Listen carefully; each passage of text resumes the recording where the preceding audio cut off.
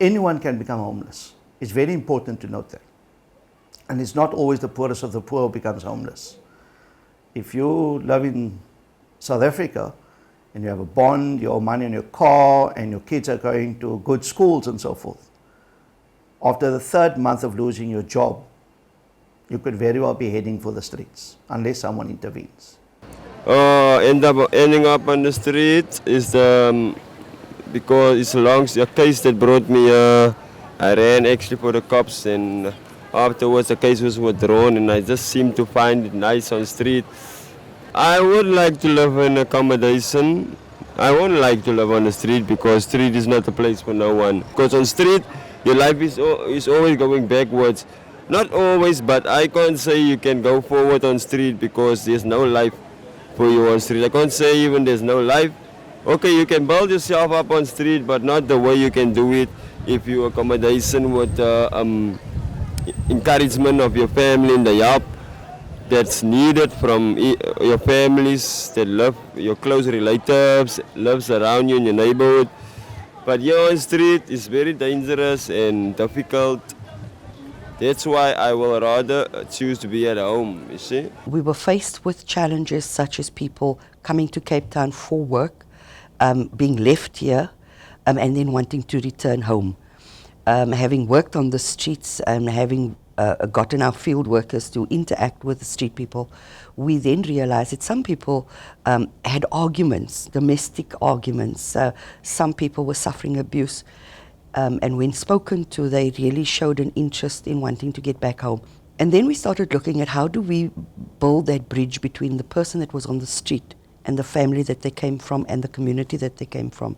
And we found that there was actually synergy in what we wanted to do in reunifying the person back into the community. And that worked very well. And so we started a unit that had about 24 people in them, running shifts at first. And we then also employed field workers. We then also started a program of employing our street people via EPWP, and then using that opportunity to put them through a process to get them back to their communities. Okay, there have been lots of opportunities through all these years, but it's not easy for me because I'm used to this outside life, you see? So it's not easy for me to just get away and live a better life, you see? Okay, my view, it's not easy to tell you, but I don't think that that's how I'm going to live for the rest of my life because I also have children. You see, and I also want to show them that I can be a father for them. You see, so when I put my story, make my story right with my family at home, then I will go back to live with my family and my children. If you have this large department, large political structure, all these field workers and so forth, once people have consistently indicated that they do not wish social development intervention, I believe it is at that point that policing should be taking place. Because at the very least, the police should be able to tell you that you are not permitted to take over the public space. Right? Just like a person on private property, we would lay a criminal charge against that person, say this person is trespassing.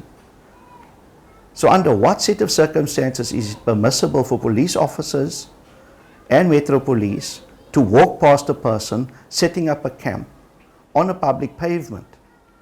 That for me is a deliberate policy of saying we will look the other way in some areas, because that same phenomenon doesn't appear in the improvement district areas. What the city is aiding and abetting is the driving away of homeless people from your heavily populated tourist areas into the neighboring residential areas, and they're not policing it. In that sense, it creates a magnet. It creates the illusion that it is okay for people to set up camps in residential areas because there are no consequences. You'll see, for instance, in the District 6 area, under the bridge there, it started with one person. We now have a group of people living under the bridge in District 6, that's the corner of Chapel and Russell Streets, fully camped out on a public pavement. And I was disappointed to hear that the Department of Social Development, City of Cape Town, nor the SAPS or the Metro Police are able to persuade people to not stay there. Right? In spite of a bylaw regulating behavior on the streets in the city of Cape Town, which makes it an offense to sleep in your car. It's also an offense to set up a structure in a public area. And of course, it clearly defines, you cover one or more sides of your shelter, as it were, then that is an offense.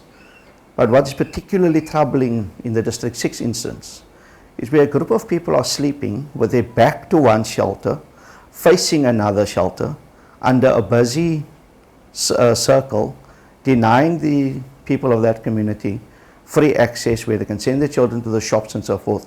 And the city, where the social development arm of it, the Metro Police, or even the South African Police Services, are unable to keep a pavement free.